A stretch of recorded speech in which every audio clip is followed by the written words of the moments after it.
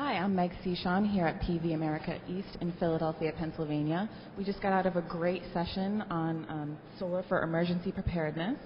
All the panelists are here to continue the conversation. I'll just have Lori here start off with how this panel got together. It's a pretty interesting story after Hurricane Sandy. Welcome, everybody. After Hurricane Sandy, the City University of New York, CUNY, got a number of calls from across the country and around the world, and they wanted to know two things. How did all of the solar installations, 600 and something?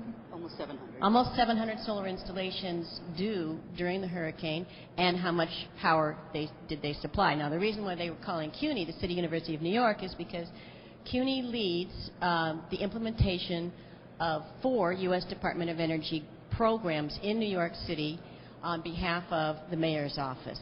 So we've been knee-deep in this, roof-deep in it, on the rooftops on this, since 2006, leading a number of different programs with our good partners like Con Edison and over 30 different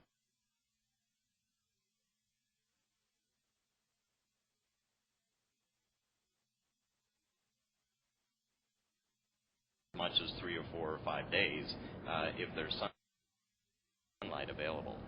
So that was all the way back in 2008.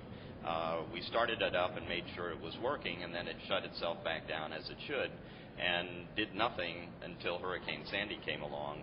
The entire city of Bayonne was underwater, and power was out everywhere. It was hard to get diesel into the town because, traffic was very difficult, and it did exactly what it was supposed to do. The solar came on, backed off the generator, and extended their diesel fuel for several days. And there were 75 people staying in the gymnasium at that school.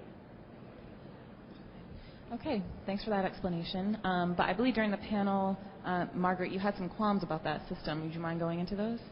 No, the qualms weren't about that system at all. I think it's an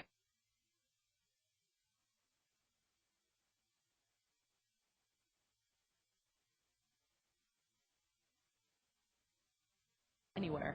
I think that I guess the jury's still out in terms of whether or not that adder was truly enough. But what it's provided us with is something to begin measuring from, and that's what we wanted to do. One other thing I'll add to that is that a lot of discussion, what you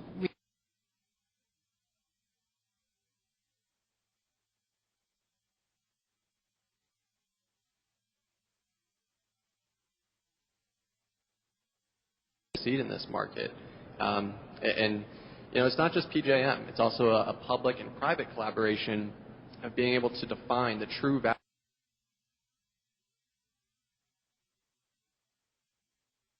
value of storage.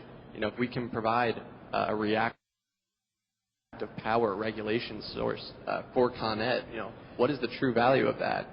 If we can reduce peak demand charges, we have to work with customers such as TRIA and CUNY to see what are your peak demand charges right now, so we can create these financial models combined with our technology.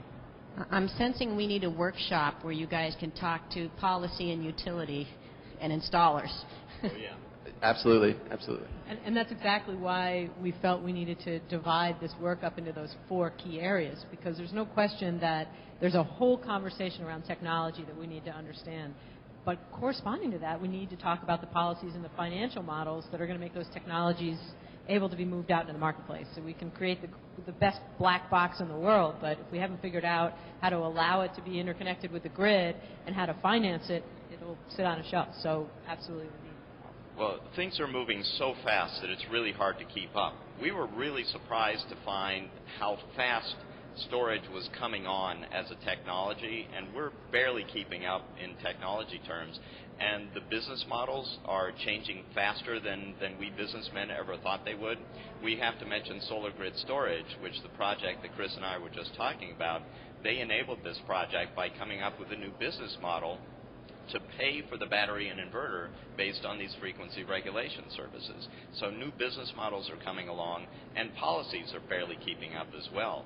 There's something that really blows my mind, which is that the PJM model of ancillary services, where they will pay for frequency regulation, FERC has an order out that says this year every grid operator in the country has to adopt this. So that's incredible rate of change. I think at the end of the day,